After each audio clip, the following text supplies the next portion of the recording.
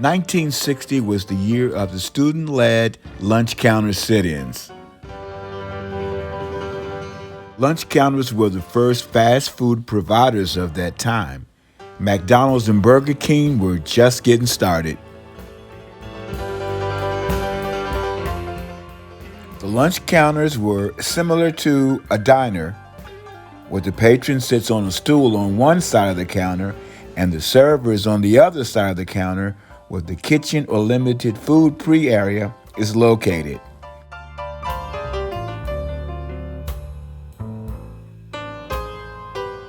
Many would patronize these lunch counters during their work lunch breaks, where they could get a value meal.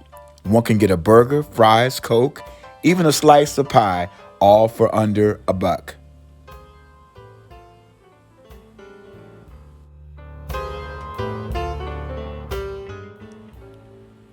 Most of the large stores had lunch counters. Nationally, there were over 30,000 lunch counters in drug and department stores. Many were large chains like Woolworths, McCroy's, and Crest stores, all excluding African Americans from its lunch counters.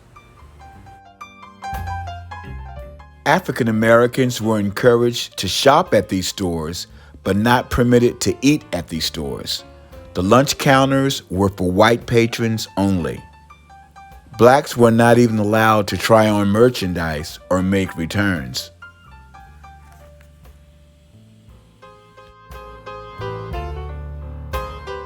In February of 1960, 4 students from North Carolina A&T staged the country's first lunch counter sit-in in Greensboro, North Carolina. By April of that year, students nationally were conducting freedom rides and sit-ins. They were dressed immaculately and protested with a song.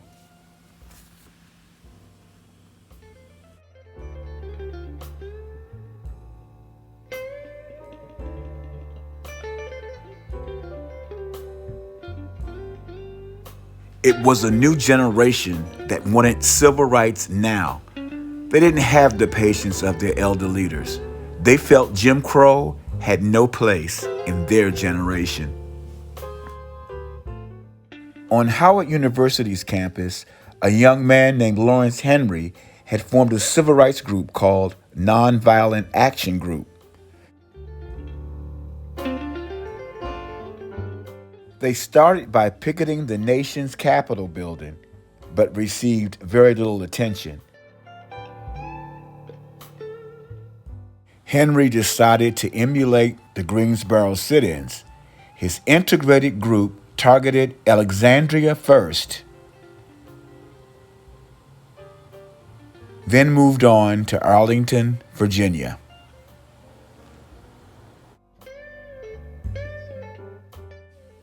On June 9th, the integrated group began to sit at People's Drug Store at Lee Highway and Glebe Road. They were refused service.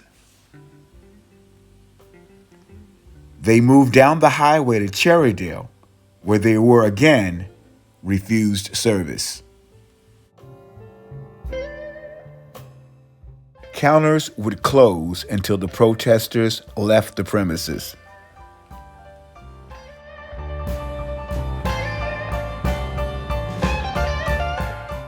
This now famous photograph shows Howard student Dion Diamond being harassed by the American Nazi Party, who were headquartered nearby in Arlington.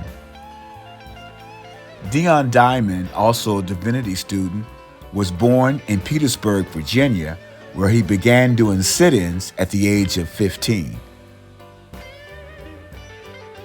He took part in freedom rides with Congressman John Lewis. His nickname was Crazy Dion Diamond.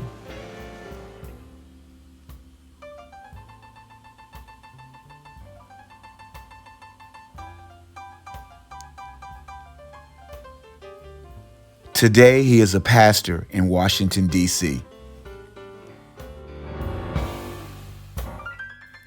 Gwendolyn Green, later Gwendolyn Britt, was a known freedom rider in the 1960s.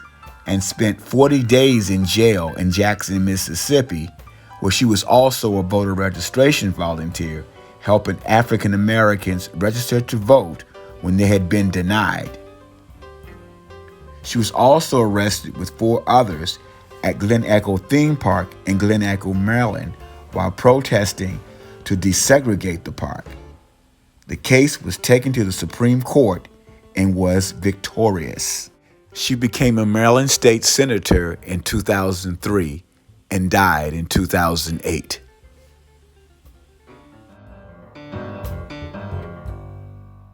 Arlingtonian Joan Mulholland participated in many sit-ins and was considered proficient during these sit-ins, and she was highly experienced. Her activism was not always understood because she was a Southern white woman. She went on to protest further into the South and has become a civil rights icon.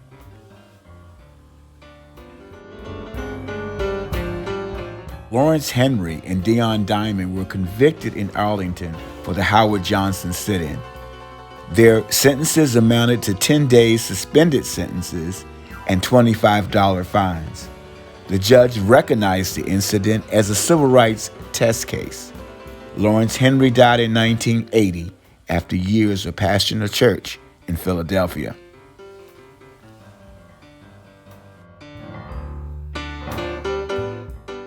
On June 23rd, after 13 days of protesting, 21 counters opened up to black patrons.